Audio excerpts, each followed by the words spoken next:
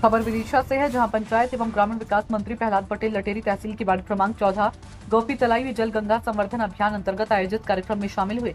उन्होंने सिंध एवं सगड़ नदी के उद्गम स्थल पर पूजन अर्चना में सहभागिता निभाई। उद्गम स्थल पर पूजा अर्चना के साथ साथ जल और पंचामृत भी अर्पित किया। इसके उपरांत कार्यक्रम का शुभारंभ दीप प्रज्वलन व माल्यार्पण के साथ हुआ। कार्यक्रम को संबोधित करते हुए मंत्री प्रहलाद पटेल ने मुख्यमंत्री डॉक्टर मोहन यादव का धन्यवाद व्यक्त करते हुए कहा कि मुख्यमंत्री ने जल स्रोतों को संवारने व उनके जीर्णोद्धार और पुनर्जीवित करने के उद्देश्य से इस वर्ष जल गंगा संवर्धन अभियान की क्रियान्वयन अवधि 3 माह तक संचालित की है, जो जल संरक्षण की दिशा में प्रशंसनीय है। कुलदीप शर्मा की रिपोर्ट। उद्गम स्थल पर उपस्थित लटेरी और आसपास के गांव से पधारे सभी भाइयों बहनों का मैं दोनों हाथ जोड़कर आपका स्वागत करता हूं। और मैंने तो सामान्य नगर पंचायत अध्यक्षा जी,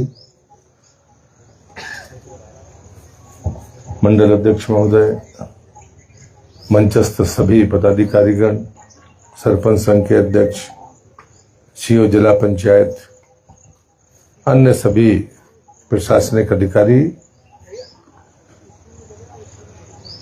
उपस्थित भाइयों बहनों, मुझे लगता है कि ये कार्यक्रम कतई राजनीतिक कार्यक्रम नहीं है। आज मैं अगर दोनों को जोड़ूंगा तो 79 उद्गम केंद्र हैं जिस पर मैं खुद जाकर देख रहा हूं। पिछले साल मैं 32 नदियों के उद्गम पर गया था और बाद में इस वर्ष जो हो पाए सब मिलाकर ये 79 नदियों के उद्गम पर मैं पहुंचा हूं। मित्रों, तो धारणा हमें बदलनी पड़ेगी। स्रोत आपका था, स्रोत का अस्तित्व नहीं रहा, जिम्मेदारी किसकी होगी? हम कहने के पहले ये देखें कि हमारी अपनी जिम्मेदारी कब तक थी। उसी नदी पर जब बांध बनता है तो पानी से हमें सरोकार है, खेत को चाहिए, पीने के लिए चाहिए। नहीं होगा तो सरकार और नेताओं को आप कोसेंगे।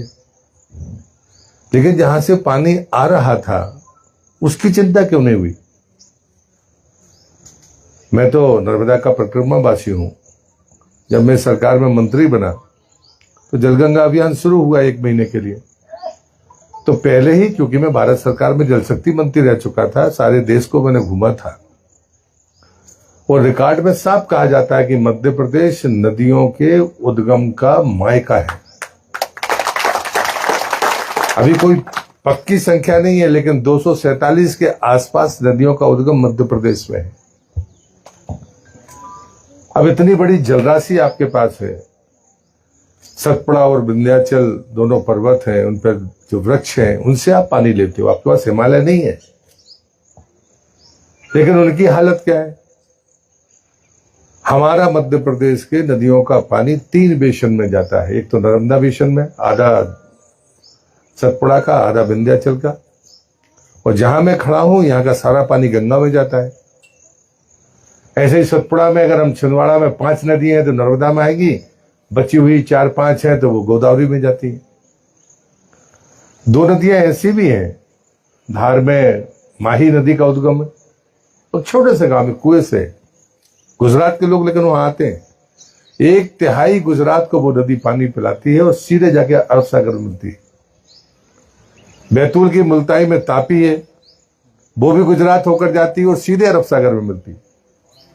अमरकंटक में नर्मदा निकल के खंभात की खाड़ी में जाती है और सोन और जोहला पटना में जाके गंगा में मिलती है और जाके समुद्र में मिल जाती है। हम कितने राज्यों को अपने यहां से पानी देते हैं, लेकिन हमारे पास में भी तो संकट हो गया। हम सब किसान होंगे, गांव के लोग हैं। आपके कुएं क्या उसी वाटर लेवल पर है? आपका ट्यूबवेल क्या उसी वाटर लेवल पर है? आप ही अपने मुंह से कह रहे हो कि ये 12 था, अब सूखने लगा। पानी कहां से आएगा? बरसात तो हो रही है, लेकिन अगर स्रोत खत्म हुआ है तो कारण भी तो जानने की कोशिश करो। या तो आपने वृक्षों का कटाव किया है, या फिर आपने ट्यूबवेल ज्यादा लगाए हैं, वाटर लेवल तब नीचे गया है। तीसरा कोई कारण नहीं है। मैं भी किसान हूं। और पानी आएगा कहां से? पानी आएगा वृक्ष से ही आएगा, या तो बरसात से आएगा या वृक्ष की जड़ों से आएगा। और उनके प्रति जो हमारा व्यवहार है, मैं कोई आग्रह दुराग्रह नहीं कर रहा, हमारा जो बर्ताव है, व्यवहार है, तो कितना ही ईमानदारी भरा है। तो मैं तो खाली मन में इतना आया कि यार एक मंत्री क्या करेगा। जलगंगा अभियान का सिद्धांत बहुत अच्छा है कि या तो नए जल स्रोत बनाओ या पुराने जल स्रोतों का रखरखाव ठीक करो ताकि ज्यादा पानी उसमें इकट्ठा हो जाए। अब नए स्रोत कहां बनाओगे, या तो खेत तालाब बनेगा या फिर अमृत सरोवर के लिए सरकारी जगह होगी तो वो बन जाएगा। पुराने आपके कुएं हैं, बावड़ी हैं या तालाब है, उनकी मिट्टी निकाल के उनको गहराकरण कर दो तो शायद पानी ज्यादा समाएगा। लेकिन इस सबके बावजूद भी हम सबको ये तय करना होगा कि पानी आएगा कहां से बरसात के अलावा। तो स्रोत को जिंदा रखने के बारे में अगर हम नहीं सोचेंगे तो मुझे लगता है कि ये लड़ैया की ठंड है, जब समस्या आएगी तो हम चिल्लाएंगे और बाद में भूल जाएंगे। अगर हम अपनी आने वाली पीढ़ी को पानी की व्यवस्था सुनिश्चित करना चाहते तो हमें दुनिया के आंकड़ों को भी देख लेना चाहिए। हम यहाँ सरप्लस है पानी हमारे पास, लेकिन उसके बाद भी चुनौती और चिंता है कि हमारा वाटर लेवल नीचे जा रहा है। हम इतने राज्यों को पानी दे रहे हैं, हमारे पास पानी है, लेकिन गांव में तो हालत खराब हो रही है ना। और उसका बड़ा सीधा सा आंकड़ा है कि हम जितनी पूरी दुनिया की भूमि है उस भूमि में हम 2.5% जमीन हमारे पास, लेकिन हम भाग्यशाली थे कि पीने का पानी दुनिया का 4% भारत के पास। लेकिन चुनौती देखिए कि जब आजादी का समय था तब 40 करोड़ थे, आज हम 140 करोड़। तो मुझे लगता है कि ऐसी जो चीजें हैं इनको अगर हम नहीं देखेंगे, चुनौती क्या है? चुनौती है जनसंख्या, चुनौती है कि हमारे जो जल स्तर नीचे जा रहे हैं उसके बारे में हमारा बर्ताव क्या है। और ऐसे ऐसी चीजें नहीं है कि आप इसको सीमेंट का कुंड बना दोगे तो ये पानी बचा रहेगा। आपको निकासी से लेकर बाकी स्रोत के बारे में भी विचार करना पड़ेगा। ये काम ऐसे नहीं है कि मैं भाषण देके जाऊंगा और दूसरे दिन चमत्कार हो जाएगा। मैं लोगों से जाके कहता हूं कि बड़ी नदियां तब बचेंगी जब आप छोटी नदियों को बारहमासी बनाएंगे। मैं भिंड का प्रभारी मंत्री हूं, तो जब मुझे वहां पता चला कि पचनदा में कौन कौन सी नदियां हैं तो पता चला कि उसमें एक सिंध भी है। यहां से भिंड की तरफ गई है नदी और पचनदा में जाकर यूपी की बॉर्डर में मिलती है। एक नदी निवाड़ी से निकली है और वहां जाकर मिली है। आप कल्पना करोगे, हम जिसकी कभी कल्पना नहीं कर सकते उस दिशा में जाकर नदियां गई है और वहां पर बड़ी जलराशि वहां देती है, लेकिन स्रोत सूख रहे हैं। यदि कभी दुर्भाग्य से वर्षा कम हो जाए या ना हो तब पानी कहां से लाएंगे? अभी तो ये प्रैक्टिस हो गई है कि बांध से खोल दो पानी, नहर में थोड़ा बहुत नदी में डाल दो, नदी बहती है, हम खुश हो जाते कि चलो पानी तो है, भले हमने नहर से डाला। हमने स्रोत की चिंता नहीं की, हमने सिर्फ पानी की चिंता की। और इसलिए मैं आपसे प्रार्थना करने ये आया हूं कि इसका सीमेंटीकरण होकर कुंड जैसा बन जाएगा, ये बहुत कठिन बात नहीं है, लेकिन उससे पानी तो नहीं आएगा। पानी आने के लिए तो रास्ता आपके पास चाहिए। और जब मैंने देखा कि कितने वृक्षारोपण हुए हैं, उसके आंकड़े कितने हैं, तब मैंने पिछले साल प्रतिबंध लगाया कि ये वृक्षारोपण नहीं हो सकता। आप पौधा वृक्ष बनाने के लिए लगा रहे हो कि उसको खत्म करने के लिए लगा रहे हो? तब इस बार मैंने सशर्त घोषणा की है कि जब आपकी फेंसिंग हो जाए तब आप पौधा लगाइए, जिंदा रखने के लिए पौधा लगाइए, अन्यथा मत लगाइए, तो वो ज्यादा अच्छा होगा। ये जो कड़े कदम है, ये कड़े कदम हमें और आपको मिलकर उठाने पड़ेंगे। और मैं दूसरा ये नहीं कह रहा हूं कि कोई दुनिया में पहला आदमी मैं हूं। आप 30 साल पहले आप अपने बुजुर्गों को देख लो, घर में वो पौधा को लगाते थे, 2-3 साल घर में रखते थे, कोई बाल्टी में रखता था, कोई टुकड़ा में रखता था और जाके अपने खेत में मेड़ पर लगाता था और वहीं से कटीली झाड़ी काटी और उसके ऊपर रखा था ताकि कोई चरे ना। और उस समय तो शौचालय थे नहीं, जाते थे तो आधा पानी पौधों को मिलता था, आधे में अपना काम चला के वापस आते थे। क्या ये सच्चाई नहीं? नए बच्चे नहीं जानते होंगे क्योंकि उन्हें देखा ही नहीं होगा ऐसा, लेकिन हमने क्या किया? समस्या यहां पर है। और इसलिए मुझे तो सिंध का पता था और 2 बार से टल रहा था, तो मैंने तय किया आज मैं लंबा चल के आया हूं। लेकिन मैंने कहा कि मुझे अंदाजा नहीं था, मैंने तो कार्यक्रम को मना किया था जिला पंचायत सीईओ को। मैंने कहा कार्यक्रम मत रखिए, पर स्थानीय लोगों को बता दीजिए ताकि मैं अपनी आंख से तो देखूं कि उद्गम क्या होता है। मित्रों, मुझे नहीं पता कि आप उद्गम के बारे में क्या सोचते हो, लेकिन जब मैं परिक्रमा की एक घटना आपको सुनाता हूं, मैं लंबा भाषण नहीं करूंगा। तो हम अपने गुरुदेव की सेवा में परिक्रमा में गए थे, तब हम 3 लोकसभा का चुनाव लड़ चुके थे। तो जब भी कभी नदी का संगम आता था तो वो मुझसे कहते थे 1 किलोमीटर ऊपर नदी में चलो, वहां से नदी पार करेंगे, कभी संगम से उन्हें नदी पार नहीं करने दी। तो जहां पानी होता था तो हमको लगता था गहरा होगा, गुरु आज्ञा है, चले गए। एक दिन एक नदी सूखी थी और वो नर्मदा जी में मिली थी, तो मुझे लगा जब पानी नहीं है तो सीधे निकल सकते हैं। तो जोरदार आवाज पीछे से आई, डांट भरी, है खबरदार। ऊपर इशारा किया तो समझ गया कि अपन को ऊपर जाना है। तो वहां 1 की जगह 1.5 किलोमीटर चलवाया, उस गलती की सजा मिली। 1.5 किलोमीटर गए, 1.5 किलोमीटर वापस आए, फिर निकले। लेकिन मन खराब हुआ कि यार पानी नहीं था तो इतना काय को चलाया और ज्यादा चला दिया। तो रात में मैंने मुझ सेवा करते करते पूछा कि जब उस नदी में जल नहीं था तो आपने फिर इतना चक्कर क्यों लगवाया? तब उन्होंने मुझसे 2 बातें कही थी। हमको भी इतने साल बाद होश आ रहा है, मैं यही कहूंगा, क्योंकि हम तो भारत सरकार में या वहां पर की राजनीति करते थे, राज्य में तो हमने पहली बार यहाँ पर आए, तो हमें कभी ये सोचने का मौका ही नहीं मिला। उन्होंने कहा कि संगम चाहे नदी का हो, चाहे वृक्षों का हो, चाहे पहाड़ों का हो या स्त्री पुरुष का हो, वहां जीवन की संभावनाएं होती हैं, कुचलने की गलती मत करना। और दूसरी बात जो उन्होंने कही कि जहां पर नदी का उद्गम होगा वहां अपूर्व ऊर्जा होगी, कोई जाने या ना जाने। जो नियमित उस स्थान पर आता होगा, आप में से भी कोई आता होगा, मुझे नहीं मालूम, लेकिन उसकी ऊर्जा बाकी लोगों से बेहतर होगी, चाहे वो मजदूर हो, चाहे वो पढ़ा लिखा हो, चाहे बगैर पढ़ा लिखा हो। ये मैं दावे के साथ कह सकता हूं। उद्गम पर जो ऊर्जा होती है, उस ऊर्जा की हमने कीमत नहीं की। लेकिन मैं आज आपसे मैंने कहा ना कि मैं 78वीं 79वीं नदी दोनों यही है, तो 79 हो गया। मैं जितनी नदियों पे गया हूं, हम अपने आप को पढ़ा लिखा कहते हैं, संपन्न कहते हैं, लेकिन हमने कभी उसकी चिंता नहीं की। लेकिन जहां पर भी कोई जनजाति है, आदिवासी है, उनकी परंपराएं सुनकर आपके रोंगटे खड़े हो जाएंगे। अगर स्रोत है तो शिवरात्रि, मकर संक्रांति और अक्ति, या तो तीनों त्योहार में या 3 में से एक त्योहार में आदिवासी वहां पूजन करने जाता था और वहां पर किसी प्रकार की गंदगी नहीं होने देता। आज भी कोई नवरात्रि के दशहरा को जाता है, मुझे यहां नहीं पता कि कब होता है, बाकी जगह पे मेले भरते। कल मैं छिंदवाड़ा के एक बारू रेवा में था जो सीधे नर्मदा में मिलती है। तो उन्होंने कहा कि हम यहाँ शिवरात्रि का मेला भरते हैं, और पूरा छोटा सा गांव था, तो आप तो उसकी चिंता करिए कि हमारा कैसे हो जाए। जल था उसमें। ये चीजें संवाद की चीजें हैं, अकेला कोई नहीं कर सकता, ये बात आप तय मानकर चलिए। जो मैं कर रहा हूं वो गलती सुधारने की कोशिश कर रहा हूं, इससे कोई बहुत बड़ा काम हो जाएगा मैं नहीं मानता, पर गिलहरी के समान थोड़ा बहुत योगदान हो सकता है। यदि हम 5-7 साल लगातार इसी गंभीरता के साथ इस प्रकार हमने काम किया, तो शायद हम उन सूखे जल स्रोतों को पुनर्जीवित करने का काम कर सकते हैं। लेकिन वो तभी हो सकता है जब हम पौधे लगाएं, और पौधे भी वो लगाएं जो अपने जड़ों में पानी इकट्ठा करते हैं।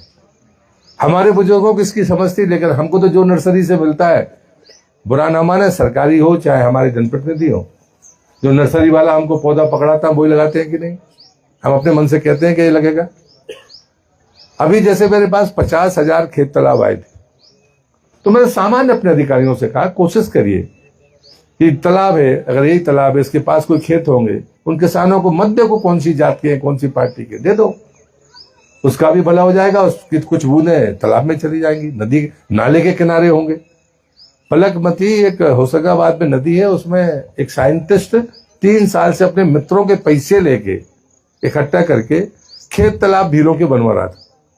वो हमारा मित्र था उस दिन, उसने कहा, तो मैंने कहा भाई खेत तालाब तो भीलों को है, तो वैसे ही दे सकती है सरकार, सामान्य आदमी को दे सकती है। 3 साल तक उन्होंने चंदा करके उन भीलों को मजदूरी देकर खेत तालाब बनाए, उन्हें सरकार की योजना का पता नहीं था। बाद में मैंने कहा कि जितना भी पलकमती के दोनों तरफ किसान हो, उनको बिना आवेदन के उन किसानों को खेत तालाब दे दो, कम से कम कोई बूंद, 2-4-5 बूंद पानी तो पलकमती में आएगी। हमें कुछ चीजें मन से तय करना पड़ेंगे। मैं तो किसी बुजुर्ग से पूछना चाह रहा था, लेकिन वो बंधु पार्षद जी है, वो बता रहे थे। कहानियां तो हमें पता है, लेकिन नदी का स्वरूप हमें नहीं पता, वो कोई बुजुर्ग बताएगा। आखिर हमने तो शकल तो हम ही ने बिगाड़ी ना। कभी ऐसा तो नहीं हो सकता कि एक नदी की धार इधर जाएगी और एक इधर जाएगी तो बीच में कुछ रहा नहीं होगा, निश्चित रहा होगा। और ऐसा एक जगह पे नहीं है। आज में सुनार नदी का उद्गम है, वो गंगा बेसिन में जाता है, और उसी पंचायत का दूसरा गांव है, वो सिंदूरी नदी, वो जाके नर्मदा में जाके मिलती है। आप और यहीं रायसेन में चले जाइए, रायसेन में एक सड़क के इस तरफ बीना नदी है और दूसरी तरफ कौन सी नदी है कप्तान? वो दूसरी, एक तो बीना है और दूसरी बेबस। यानी एक रोड बीच में है, एक कुएं से बीना निकलती है और एक से बेबस निकलती है।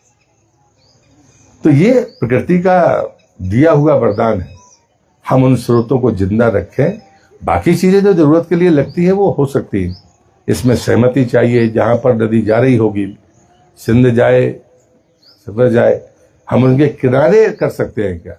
हमने अपने यहाँ पर, अभी मैं जहाँ से विधायक हूँ, तो वहाँ पर एक नदी है जो सिंगरी नदी, वो नर्मदा नरसिंहपुर के बीच से निकलती है। तो मैं चूंकि मंत्री था, तो मेरे भतीजे नहीं रहे, तो हम लोगों ने एक फाउंडेशन बनाया था। मैंने अपने भाई जो है छोटे, उनसे कहा कि यार ये काम सरकार से ना हो तो अच्छा है। लोग कहेंगे मंत्री था तो अपना करा लिया। तो इस नदी का पुनर्वसन अगर अपन अपने फाउंडेशन से करें तो हम लोगों ने 5 किलोमीटर का तय किया, और हमने 2 दिन के भीतर 11 किलोमीटर नदी को 50 फीट चौड़ी करके और प्रशासन से डिमार्केशन करा के मट्टी उस पर डलवाई है। अभी फेंसिंग जारी है। इस बरसात में, अभी जुलाई के दूसरे या तीसरे सप्ताह में उन पर पौधे लगा देंगे। जब घाट बनेगा तब बनेगा। 2-3 साल में पौधों की गारंटी है कि वो बढ़ेंगे। हमें चुनौती स्वीकार करना पड़ेगी। जब मैंने पिछली बार वृक्षारोपण रोका, तो हमारा एक जरारू धाम गौ अभ्यारण्य है, जब मैं सांसद था दमोह में, तो वहां 2100 से ज्यादा गौवंश है। तो वहां 250 एकड़ पत्थर ही पत्थर था, अब आजकल झाड़ पेड़ हो गए। तो मैंने वहां 10,000 पौधे इसलिए लगाए थे कि पत्थर में जब बच सकते हैं तो मिट्टी में कैसे मर जाते। और जब मैंने पिछली बार लगाए थे तो मैंने प्रेस के भी कहा था, सबसे कहा था कि तीसरे साल जिसको मर्जी आए आके गिन लेना, अगर 10,000 में जितने कम हो तो वही गिनती बताना। ये चुनौती स्वीकार करना पड़ेगी, तब काम बनेगा। अभी मुझे लगता है कि ये चीजें हम कहते रही हैं, हमको सब लगता है कि कोई आएगा नेता तो ये पुलिया और ये कंक्रीट नहीं तो सत्यानाश किया है। मतलब मैं अपना अनुभव बता रहा हूं, मुझे यहाँ का नहीं पता है, इसके लिए बुरा मत मानना। हम निकले तो हमारे यहाँ बरसात हुई दमोह में, तो एक तालाब 27 एकड़ का खाली और बाकी सब ओवरफ्लो। हम भी पुलियों में से, पानी में से आए। तो मैंने कहा ये तालाब क्यों बंद है? पता चला कि साहब जिसने रोड ठेकेदार ने बनाई थी, पुलिया उसने कहीं और कर दी, तो जो 2-2,500 हेक्टेयर का कैशबैंड था उसका पानी उल्टी दिशा में चला गया। अब बरसात शुरू हो गई थी तो कुछ कर नहीं सकते। मैंने कहा कि बरसात खत्म होगी, सरकार हमारी थी, मैंने कहा जेसीबी से ये रोड काटूंगा मैं। और हटा और दमोह का रोड था वो, मतलब वो महत्वपूर्ण रोड है, नहीं कोई कैसे कर सकता है। और बाद में जब मौका मिल गया, बाकी तो भर गए, बहुत खाली रहा। तो मैंने कहा चलो इसका लाभ ले लो। तो हम लोगों ने डीजल और मशीन हमने दी, सब लोगों ने मिलके, और किसानों से कहा कि तुम तो ट्रैक्टर ट्राली लाओ, भर के अपने खेत में ले जाओ। वो तालाब खुद गया, पानी खाली था तो। और दूसरी साल उतने बीच में हमने पुलिया बना दी, 5-6 महीने के भीतर उनको लगे 42 लाख रुपए। और बाद में पहले ही बरसात में वो तालाब भर गया। अगर हम अपने गांव में हैं तो हमें ही को बुद्धि लगानी पड़ेगी। आप कल्पना करो कोई दूसरा इंजीनियर आकर देखेगा। अगर हमारे किसी मित्र ने, सहयोगी ने, गांव के व्यक्ति ने अतिक्रमण किया है, उसने ही रोक दी है धार, क्या कर लेगा इंजीनियर? जब तक हमारे मन में ये बात नहीं आएगी कि निकासी खोलनी है। निकासी के लिए झगड़ा करना जरूरी थोड़ी है, बैठ के भी बात हो सकती है, लोग मान जाते हैं। मैं तो दुखी इस बात को लेकर था कि नर्मदा को मैंने बचपन से देखा है। मैंने पहली परिक्रमा 94 के उसमें गुरुदेव की सेवा करते की थी। बाद में जब मैं मंत्री नहीं रहा तो मैं सपत्नीक गया, तब मैंने नर्मदा को देखा। तब मुझे लगा अगर नर्मदा का अस्तित्व नहीं होगा तो मध्य प्रदेश का भी अस्तित्व नहीं होगा। अगर बड़ी नदियों को हमको सुरक्षित करना है तो हम छोटी नदियों को बारहमासी बना सकते हैं क्या?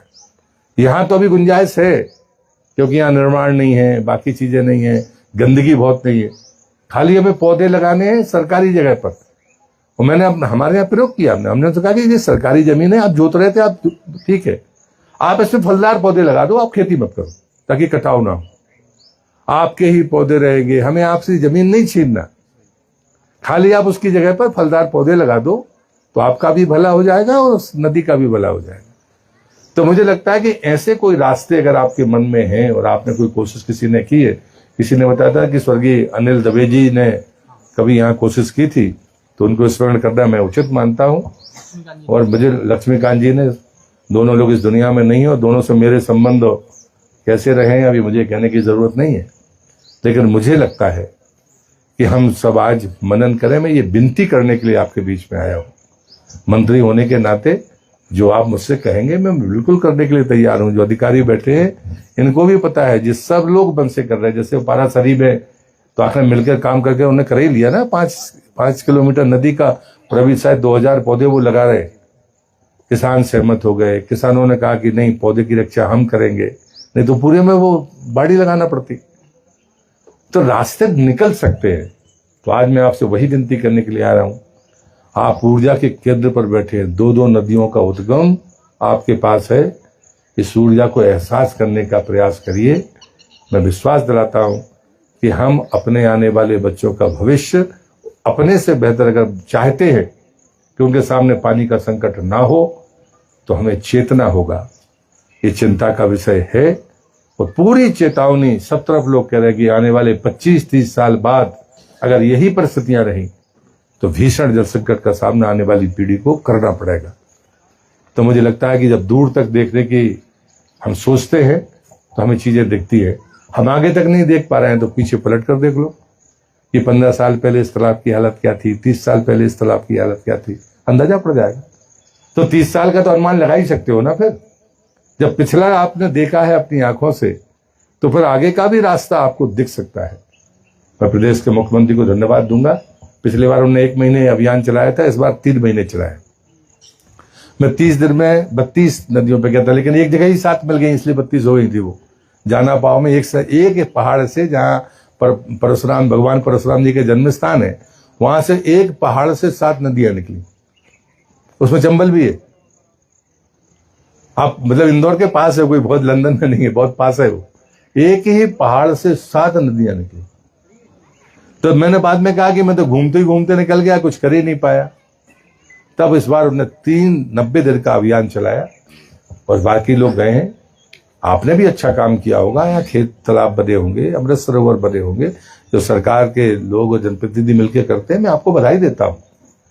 लेकिन अगर उद्गम नहीं बचेंगे तो फिर नदी के अस्तित्व पर खतरा बना रहेगा। ये आपको जरूर ध्यान में रखना पड़ेगा। इसलिए मैं आज सभी ग्रामवासियों को इधर से धन्यवाद देता हूं। आपने मेरी बात शांति से सुनी है। मैं कोई अकेला ज्ञानी नहीं हूं, ये सब हमारे शास्त्रों में लिखा हुआ है, लेकिन हमें करना है। ये प्रवृत्ति हमारी बने कि हम करना चाहते हैं। सुनना जानना ये तो बहुत होता है, आप अच्छी तरह से जानते हो। मैं आपको जनाने के लिए नहीं आया। आप बाकी लोगों से भी सुनते रहे होंगे, लेकिन हम उस पर अमल कब करेंगे? सारे लोग कर लेंगे ऐसा भी मैं नहीं मानता, लेकिन कुछ लोगों को इस अच्छाई की तरफ कुछ कदम आगे बढ़ाना चाहिए। तो शायद मेरा आना सार्थक होगा। मैं कोई स्वागत कराने नहीं आया था, मैं बिल्कुल उद्गम के उस स्थान पर प्रणाम करने के लिए आया था। इसलिए मैंने, अब अधिकारियों को ये लगता है मंत्री आ रहा है तो कुछ ना कुछ कर ही देते हैं मना करने के बाद भी। तो मैंने कहा कि ऐसा नहीं करना, इसलिए 60 नोटिस पर मैंने सूचना दी थी। लेकिन आप इतनी बड़ी संख्या में यहाँ पर उपस्थित हुए, मैं आप सबका हृदय से धन्यवाद करते हुए अपनी बात को समाप्त करता हूँ। भारत माता की